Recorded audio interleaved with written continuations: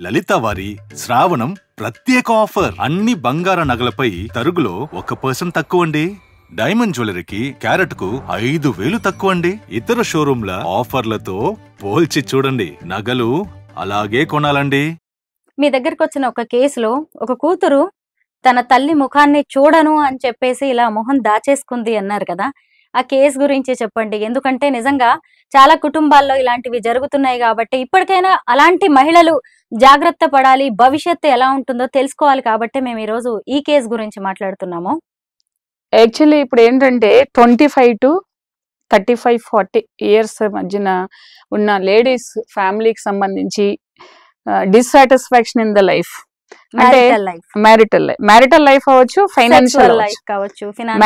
Marital life in the sense marital life లో చాలా ఉంటాయి. స్టేటస్ అంటే ఫైనాన్స్, హస్బెండ్ ఇలా ఉండాలి అందంగా, అలాగా కొంచెం హెల్దీగా ఇట్లా బాడీ వేసుకునేలా ఉండాలి, ఎక్స్పెక్టేషన్స్. అలాగే మనీ అంటే వేరొకరిని మనం యూట్యూబ్ లో చూస్తున్నారు, దాన్ని ఫిల్టర్ చేస్తారా ఏంటనే చూడట్లేదు. వాళ్ళు ఎలా అందంగా ఉంటున్నారు అంటే వాళ్ళు ఎందుకు అందంగా ఉండాలి అని అంటే ఒక స్క్రీన్ మీద కనిపించే వాళ్ళు, ఒక బిజినెస్ పర్పస్ లో ఏదైనా చేసేవాళ్ళు, అంటే మూవీస్ కానీ సీరియల్స్ కానీ లేకపోతే ఇలా ఏదైనా యాంకర్స్ కానీ చేసేవాళ్ళు, వాళ్ళు అందంగా కనిపించాలి. ఎందుకంటే స్క్రీన్ మీద ఏంటి లేకపోతే ఇలా ఏంటి అంటులు తోముకుంటా వచ్చేసింది అని అంటాం అనేసి అలా ఉంటారు. అది ప్రొఫెషన్ రిలేటెడ్. కానీ అందరూ ఏంటంటే దే ఆర్ అంటే ఇమిటేట్ చేస్తున్నారు అదర్స్ ని. చాలా మంది ఏంటంటే ఇలాంటి వాళ్ళందరినీ ఇమిటేట్ చేయడానికి చూస్తున్నారు. ఇప్పుడు హెయిర్ స్ట్రైట్నింగ్ చేసుకోవాలి, ఫేషియల్ చేసుకోవాలి, ఇలాంటి బట్టలు వేసుకోవాలి, ఇలా ఉండాలి. దానికి ఇన్కమ్ సరిపోదు. సో ఆ ఎక్స్పెక్టేషన్స్ రీచ్ కావాలంటే మనం ఎంతో కష్టపడాలి, మనం ఎంతో తెలుసుకోవాలి. అలా కాకుండా ఉండడానికంటే అలాంటి వాటి కోసం కూడా మ్యారిటల్ లైఫ్ బాగుండు కూడా ఈ లగ్జరీ కోసం కూడా తప్పులు చేసే వాళ్ళు ఉన్నారు. ఇల్లీగల్ కాంటాక్ట్ పెట్టుకునే వాళ్ళు, లేకపోతే హైటెక్ ప్రాస్టిట్యూషన్ చేసేవాళ్ళు. అది ఎవరికి తెలియదు అని అనుకుంటారు, ఏదో రోజునే బయటకు వస్తుంది. ఇప్పుడు మనం చాలా చూస్తే పలాని స్పాలో వీళ్ళు దొరికారు, పలాని స్పాలో వాళ్ళు దొరికారు అని మనం ఎన్నో చూస్తుంటాం. పలాని చోటు ఇలా హోటల్లో వీళ్ళు దొరికారు అని చెప్పేసి. వీళ్ళందరూ ఏంటంటే తినడానికి తిండి లేకపోతే ఏదో ఉండి కాదు, వాళ్ళు లగ్జరీ లైఫ్ కోసం చేస్తున్నారు. సో అలాగేంటంటే ఇల్లీగల్ కాంటాక్ట్లు కూడా అక్కడే స్టార్ట్ అవుతున్నాయి. ఎందుకంటే ఎక్స్పెక్టేషన్స్ కి హస్బెండ్ రీచ్ కారు. 25-30 వచ్చేటప్పటికి ఏంటంటే వాళ్ళు దేర్ అంటే ఎర్నింగ్స్ మీద పడతారు, కెరీర్ మీద, ఇల్లు కొనాలి, కార్ కొనాలి. అంటే ఇక్కడ మగవాళ్ళని సపోర్ట్ చేయడము, ఆడవాళ్ళని డిస్కరేజ్ చేయడము కాదు. ఇల్లీగల్ కాంటాక్ట్ బేసిక్ గా ఎవరైతే ఇల్లీగల్ కాంటాక్ట్స్ పెట్టుకుంటున్నారో వాళ్ళు పెట్టుకునే, అంటే మనం అబ్జర్వ్ చేస్తే కనిపించే రీజన్స్ అవి. 20,000 సంపాదిస్తాడు, ఈ పిల్లని ఈ స్కూల్లో వేయాలి, ఆ పిల్లని అది చేయాలి, ఈ ఒక మంచి చీర ఉండదు, ఒక నగ ఉండదు, ఏంటిది ఏం చేస్తా మేడం, ఎవరో పరిచయం అయ్యారు, నేను అందుకే నాకు వద్దు, నేను ఆయనతోనే ఉంటాను, ఇట్లా మాట్లాడుతుంటారు. సో అది టెంపరీ, అది ఒక ఏజ్ ఫ్యాక్టర్ వరకే వాళ్ళు మిమ్మల్ని పెట్టుకుంటారు. మీరు కూడా ఏదైనా హార్డ్ వర్క్ చేయండి, మీరు కూడా సెల్ఫ్ మేడ్ ఉమెన్ కింద తయారవ్వండి అని మనం ఎంత చెప్పినా ఆ టైంలో వాళ్ళకి తెలియదు. అవతల వాళ్ళు ఏం చెప్తారంటే వాళ్ళ పర్పస్ సర్వ్ అవడం కోసము, ఇప్పుడు 10 లక్షలు నెలకి ఇన్కమ్ ఉందనుకో, ఏం చేస్తారు, లైఫ్ ఎంజాయ్ చేయాలి, వాళ్ళ వైపు నుంచి అలా ఉంటుంది. వీళ్ళకి ఒక 50,000 వస్తే చాలు, లేకపోతే 20,000 ఇస్తే చాలు అన్నట్టు ఉంటుంది. అన్న ఆయనే చూసుకుంటాడు అని అంటుంటారు. సో ఇలాగా డెఫినెట్ గా మ్యారేజ్ బ్రేక్ అయిపోతూ ఉంటుంది. మ్యారేజ్ బ్రేక్ అయిపోయినప్పుడు ఏం చేస్తారంటే ఇంకా బాగా ఉద్యోగం చేసే అక్కడ ఆ విధంగా మ్యారేజ్ బ్రేక్ అవడము, పిల్లల మీద అది నెగిటివ్ ఇంపాక్ట్ అవ్వడము, చుట్టాలందరూ వీళ్ళ అమ్మ ఇలాంటిది అని వదిలేయడం, ఇవన్నీ పిల్లలు సైకలాజికల్ గా డిస్టర్బ్ అవడం, మళ్ళీ పిల్లలు కూడా అదే చేయడం కూడా కొన్ని కుటుంబాల్లో ఉన్నాయి. కొన్ని ఫ్యామిలీస్ లో ఏమున్నాయంటే కొంతమంది తెలివైన పిల్లలు ఉంటారు. వాళ్ళు ఏం చేస్తారంటే దే ఆర్ అబ్జర్వింగ్ ఎవ్రీథింగ్.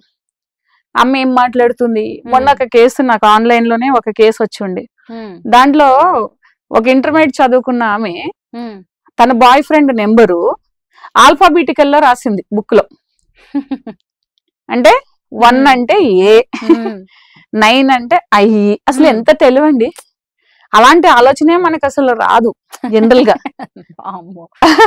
అది 7 years డాటర్ వెళ్ళి వాళ్ళ ఫాదర్ కి చెప్పింది, నాన్న అమ్మ వేరే అబ్బాయితో మాట్లాడుతుంది, ఆ నెంబర్ నాకు తెలుసు, అది ఎలా రాసిందంటే ఇలా రాసింది, ఇక్కడ ఫోన్ నెంబర్ రాసిందని చెప్తుంది. దానికి అర్థం అవట్లేదు, ఇక్కడ ఏదో ఏబిసిడీలు ఉన్నాయి, ఇది ఫోన్ నెంబర్ ఏంటంటే. అప్పుడు అమ్మాయి చెప్పింది ఏనంటే ఏ అంటే 1 2 అంటే బిఈ అని అలా చెప్పింది. ఎంత తెలివిగా ఎవరిని మోసం చేస్తున్నారు ఇక్కడ. ఒక కొడుకు కూతురు, నీ హస్బెండ్ ఒక 30,000 సంపాదిస్తున్నాడు, నీకు ఏ విధమైన ప్రాబ్లం లేదు.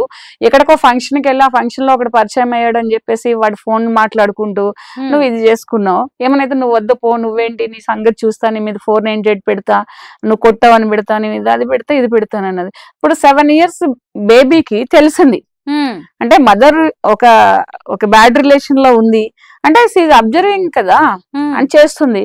ఆ పిల్ల తెలివైంది కాబట్టి అలా చేసింది. లేకపోతే పిల్లల్ని ఏం చేస్తారు, అవి కొనిచ్చి ఇవి కొనిచ్చి, నువ్వు నాన్నకి ఈ విషయం చెప్పకు, ఎవరికి ఈ విషయం చెప్పకు, ఈ విషయం కొడితే నిన్ను చెప్తాను, నిన్ను కొడతాను, తిడతాను, లేకపోతే నిన్ను వదిలేసి వెళ్ళిపోతాను, తమ్ముడిని తీసుకుని వెళ్ళిపోతా, చెల్లెని తీసుకెళ్ళిపోతాను, బ్లాక్ మెయిల్ చేస్తారు. ఆబ్వియస్లీ పిల్లలు ఏంటి చెప్పరు, కానీ వాళ్ళకి అదే కరెక్ట్ అనిపిస్తుంది. కరెక్ట్ అనిపించి ఏం చేస్తారు, పెద్దదిగా అదే చేస్తారు. ఇప్పుడు జరిగిన కేసులు ఏంటంటే మదర్ ఒకరితో ఇల్లీగల్ కాంటాక్ట్ పెట్టుకున్నది, పాప చూసింది, అతనే ఈ పిల్లని కూడా కొంచెం ఫిజికల్ అబ్యూస్ చేశాడు. సో తనేంటంటే మా నాన్నకు అన్యాయం జరిగింది, మా అమ్మ చెడ్డది అని కూతురు కావాలని ఆమె కోర్టులో ఫైట్ చేస్తున్నా కూడా నేను as for directions of the court తీసుకొచ్చిన ఆ పాప ఇలా ముఖం పెట్టేసుకుని నా ముఖం కూడా చూపించాను నేను. అవతల వాళ్ళు ఎంత భయంకరమైన శాపం ఆ తల్లికి అది కదా, కానీ అర్థం కాదు, ఇప్పుడు అర్థం కాదు. అది నేనే అంత ఆలోచిస్తే పిల్లల ముందే ఈ పనులు చేస్తారా?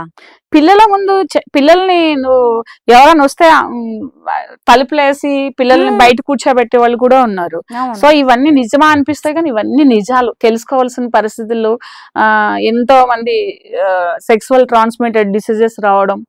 ఇప్పుడు నిన్ను ట్రాప్ చేసినట్టు వేరొకరిని కూడా ట్రాప్ చేసి ఉండొచ్చు. ఇద్దరు పిల్లలు అయిన తర్వాత పిల్లల ఫ్యూచర్ కూడా ఎవరు ఆలోచించట్లేదు.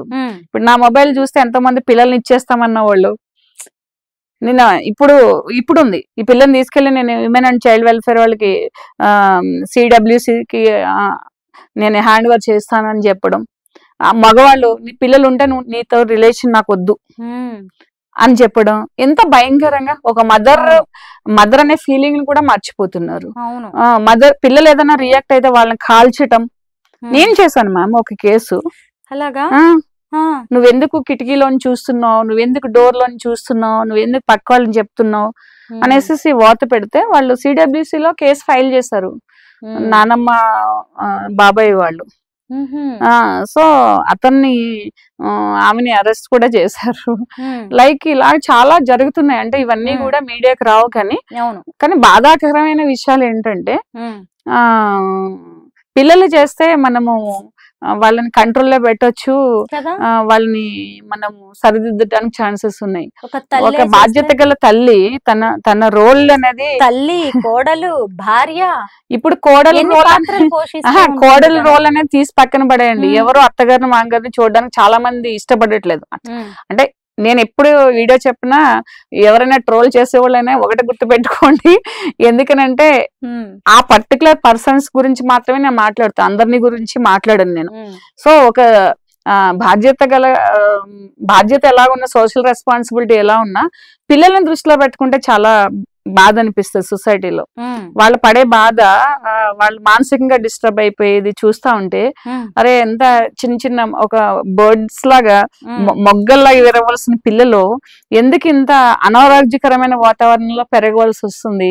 ఇంత వాళ్ళు ఏం చేస్తారు, 16-17 years వచ్చిన వెంటనే మళ్ళీ వాళ్ళు ఒక అఫైర్ లో పడుతున్నారు. సో వాళ్ళ అవతల వాళ్ళు ఏం అలవాటు చేస్తారో తెలీదు. గాంజా అలవాటు చేస్తారా, సిగరెట్ అలవాటు చేస్తారా, మందు అలవాటు చేస్తారా, ఆ అమ్మాయిలను తీసుకెళ్లి ఎక్కడైనా వేరే అబ్బాయిలకు అప్పు చెప్తారా అని ఒక ఏది యాంటిసిపేట్ చేయలేని అనారోగ్యకరమైన పరిస్థితులు. ఎందుకంటే మనం చూస్తా ఉంటాం కాబట్టి చలించకుండా ఉండలేం కదా. అవును, వాళ్ళని మనం రెస్క్యూ చేయలేం. సరే ఎంత మీ ప్రొఫెషన్ అయినా రెస్క్యూ చేయలేం. ప్రతి ఒక్కటి నేను ఎయిర్పోర్ట్ కి వెళ్తున్నా ఒక రోజు, ఒకతను చున్నీ వేసి ఒక అమ్మాయిని ఇట్లా లాగుతున్నాడు. సో నేను కారు వెనక్కి తిప్పమని చెప్పి ఏం చేస్తున్నావు ఏంటంటే పోవే నీకెందుకు అని అన్నాడు.